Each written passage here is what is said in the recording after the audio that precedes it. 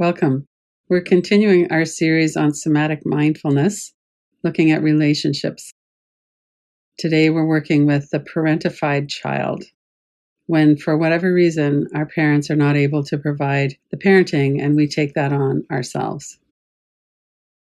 We all need to know that we're part of a family and community that will help to protect us and keep us safe.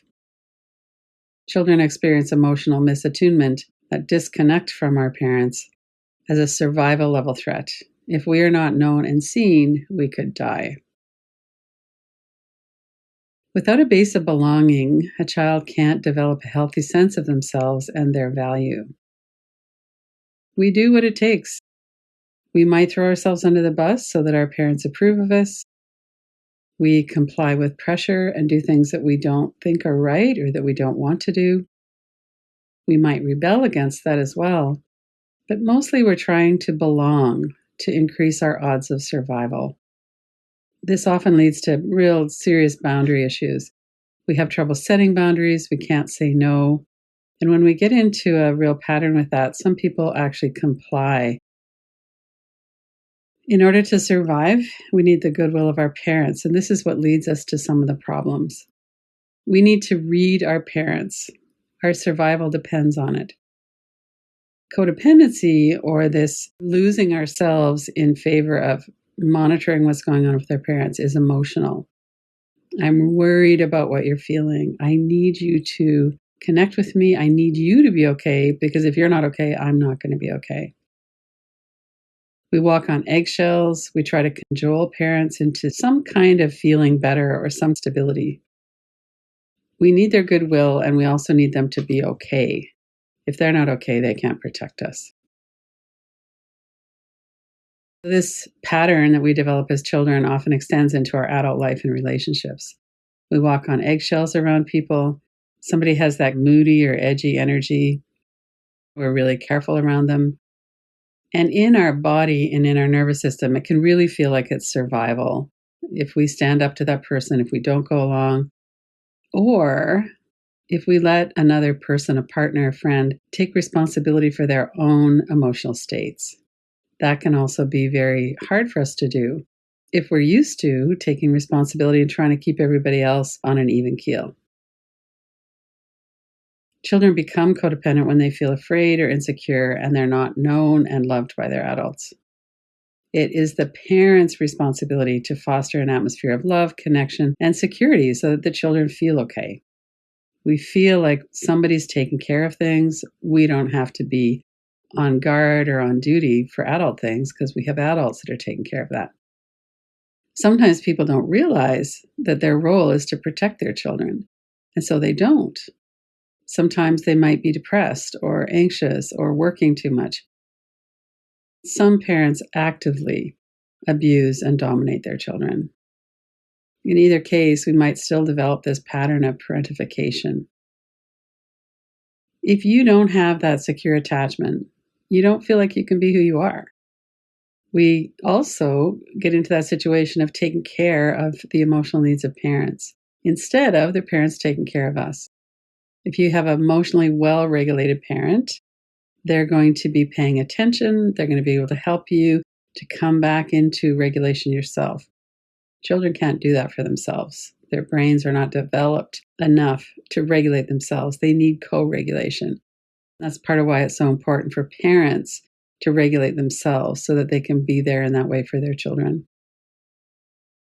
Children can't take care of themselves, and it's really clear they can't take care of their adults either, although they might try very hard.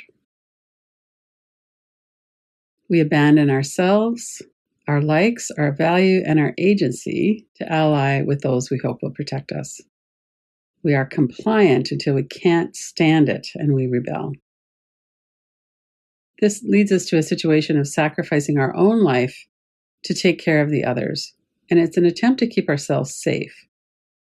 We also might love them and want well for them. That could be true as well. We want to keep ourselves safe. That's the real underbelly of this. As adults, our neuroception uses this evidence that we have from childhood, and in our conscious mind, we know the cost of betraying ourselves. But inside of us, it feels like a survival level threat. We can't go against our parents or any other authority figure. It might be, as we're adults, a friend with more social power, our boss, or our romantic partner. This is why we people please. We have these patterns from childhood that worked for us then, and we might still feel that we need them now. But a lot of them are unconscious. They work in the background. Children learn to read the mood and develop strategies to lessen danger. Some children disappear and others become overly helpful. Some kids fight back, drawing a parent's anger like a lightning rod. Other children are mother's little helper. They fawn and try to flatter and cajole the adult into a better mood.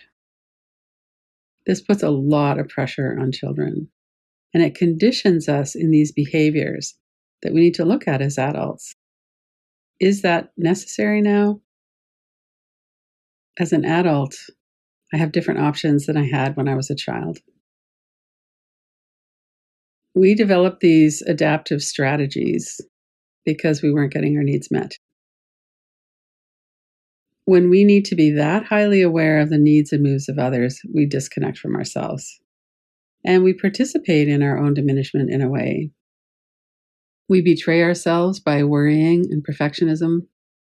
We become very anxious to please. We develop a habit of walking around trying to keep the peace, which makes it very hard to relax and not be anxious. On the other side, we might really blame ourselves for not speaking up. We hate ourselves for being a doormat. And we hate the person who made us take a knee. We hate the person who's humiliating us like that. We can't afford to be who we are. We can't afford our creativity or ideas because we might be ridiculed for them. If you notice that sometimes you're not really participating in a conversation, or you're scrolling in your mind, well, I don't really want to say that, or I don't want to bring that forward, I've been judged for that before, then you're not really present in the relationship or in the conversation. It plays a big role in this anxiety, social anxiety that people have. We turn against ourselves. We doubt our own worth and we blame ourselves. We have this mean inner critic. One of the functions of the inner critic is to keep us playing small, to stop us from taking risks. We can afford to take more risks now as an adult. These are adaptive strategies from our past that we can look at again now and go, do I really need to do that? If this is the price of being in that relationship, maybe the cost is too high. Pete Walker is a therapist who many of you are familiar with. He wrote a wonderful book called Complex PTSD, From Surviving to Thriving, The Tao of Fully Feeling. He talks about children being pressed into codependent service by their parents. That children need that safety, and they get safety by merging with the needs and the demands of other people. A child is parentified when they take care of the needy and sometimes raging parent. The parent presses the child into this service by shaming and punishing them when they talk back. And when you find a child that was not able to express who they were and be goofy and funny and not so funny and to be who they are and that they don't have to be perfect, having to stifle that individuality in childhood has a great developmental arrest. We need to be able to do that. We need to be safe in being who we are and sharing who we are. Otherwise, we overdevelop those neural networks for protection instead of connection. When we have a sense that somebody around us might show contempt, or they might isolate us or shun us, it triggers this servile behavior and an abdication of our rights. We give up ourselves in order to stay connected. And setting boundaries, which we're working with, saying no as an adult even, could trigger emotional flashbacks and dissociation. These patterns that happen as a child are still alive in our body and in our nervous system. It can feel very high stakes. to change those patterns now. And yet that's exactly what we need to do. The healing and the key to happiness is in our own hands now in a way that it never was when we were a child. When we're a child, we count so much on our parents, and we feel vulnerable to feeling shame for our power under position. Who has power over and who has power under is pretty clear in childhood. Usually the parents have the power because children need that solid connection, that co-regulation in order to survive. As adults now, we can look at taking responsibility for ourselves, for our emotional states, for our nervous system. And one of the things that will happen as a child is that we'll develop this loyalty to our parents and not be able to see really what's going on. We don't see them as they are. As an adult, we can look at that and feel that love for our parents without fooling ourselves. We can acknowledge, okay, there were some things they did really great. And there was a lot of the behavior had a really hard impact on themselves, but also on us. It wasn't easy for me to be around certain things when they were doing. We can also extend that understanding and love for ourselves. We see and acknowledge the origins of how that behavior came about, and we could forgive ourselves for our very human response. We don't have to hold ourselves to some unattainable standard. We're affected by our parents. If we got into that position of feeling like my best bet for survival is to take care of a parent or to help them with their mood or to help them if they're feeling overwhelmed by financial worries or things around the house, I'm going to jump right in and help because that's going to help me feel safer because they're going to feel safer. And as adults, we start to separate what is theirs and what is ours. We can develop the resources to heal, the resilience to see ourselves through this process of individuation. We have to be able to heal and protect ourselves and not count on them. Let's go into the inquiry.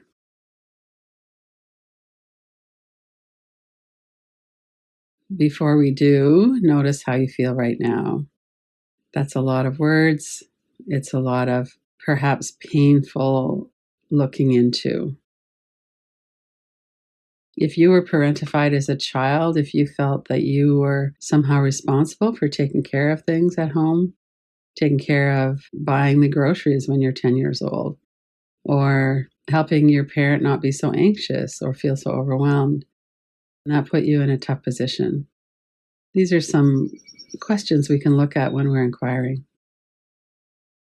Bring them to mind and make sure that you remember all of the tools that we can use. We can do tapping on the forehead. We can put the images into a frame on the wall on the other side of the room. Take your eyes around the empty space outside the frame a few times in each direction. Stay regulated as you're looking at this and take a pause if you need to. Am I afraid to be authentic with them? Am I walking on eggshells? In particular, we're looking at our parents or significant adults in our life. What was going on when we were a child?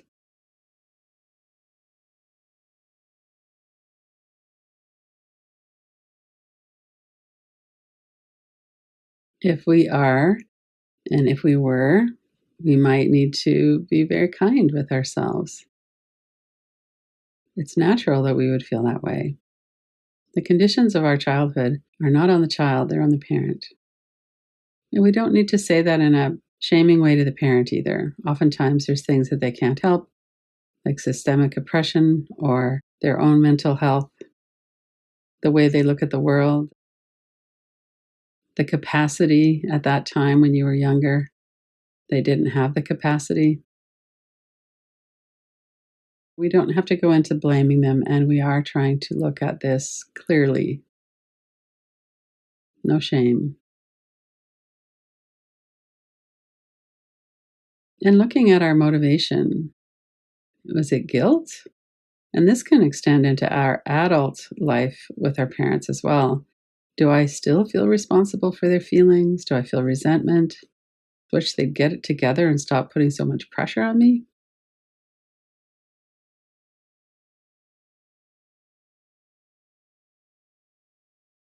Does it feel safe for me to be looking at this? Could I be angry about being parentified as a child? Can I take that risk of being angry at my parents for what they did or didn't do when I was a child? Take some deeper breaths.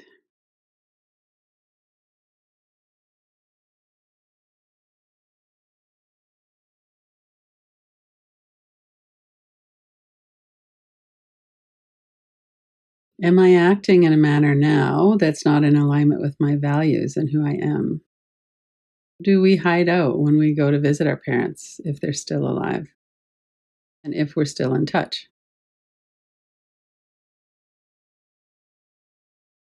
Families are tricky. We can be quite open and authentic and vulnerable with friends or in our relationships and still have a hard time doing that with parents. There's a built in power imbalance from when we were children, and there's a high cost to turning against our parents. Some of this is good work to do on our own so that we can not be so triggered when we're around our parents, and we can still work on developing an adult to adult relationship with them. What is the worst that could happen for you if you stop betraying yourself and you're more honest with them? Notice what that feels like in your body as well.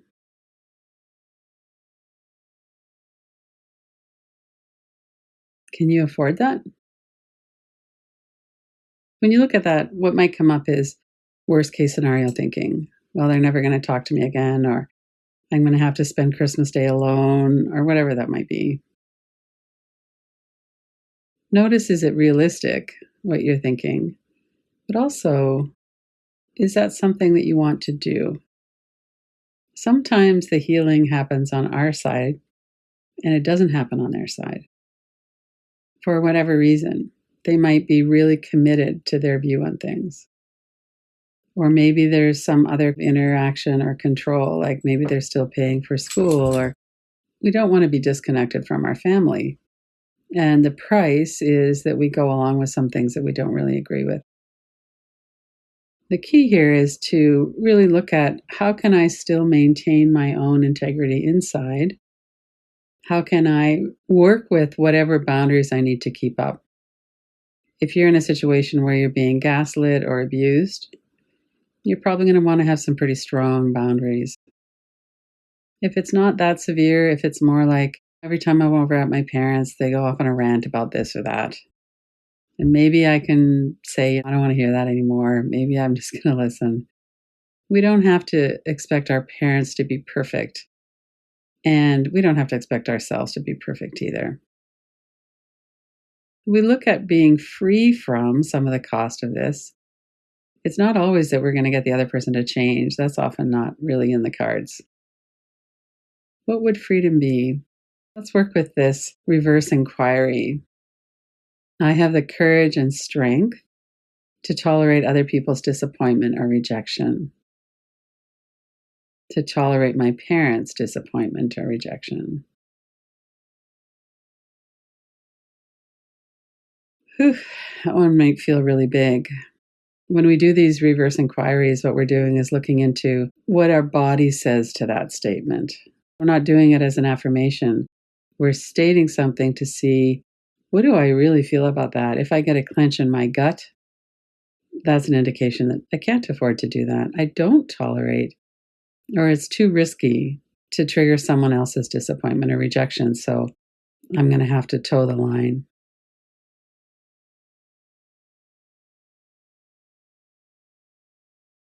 Maintain kindness and compassion for yourself.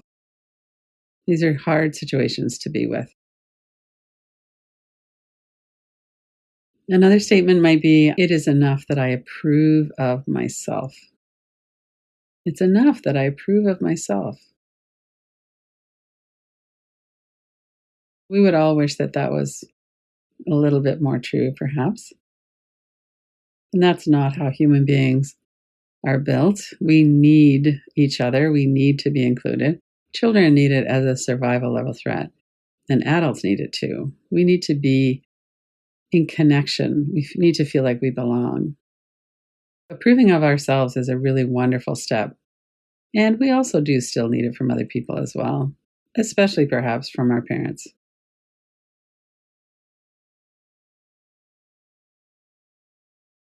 The last one to look at around freedom is I see clearly and I set appropriate boundaries to take care of myself. That's not going to be 100% true. We all have a lens that we look at our childhood through. We all set some boundaries and we don't set others. What is the feeling in your body when you look at that? I see clearly and I set boundaries to appropriately take care of myself. And if you want, you could carry this forward and really have a look at what are some of the changes that I might want to make. Maybe I've been giving them too much power. Maybe I've been operating from my 9-year-old self instead of from my adult self. Maybe there are some changes that I could make that will really help.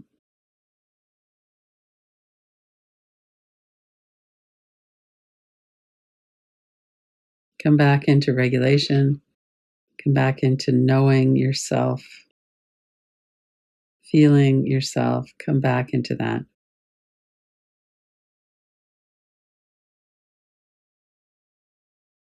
If you want, you could put your hands on your heart. You could bring your parents into your heart if you want, and definitely bring yourself into your heart.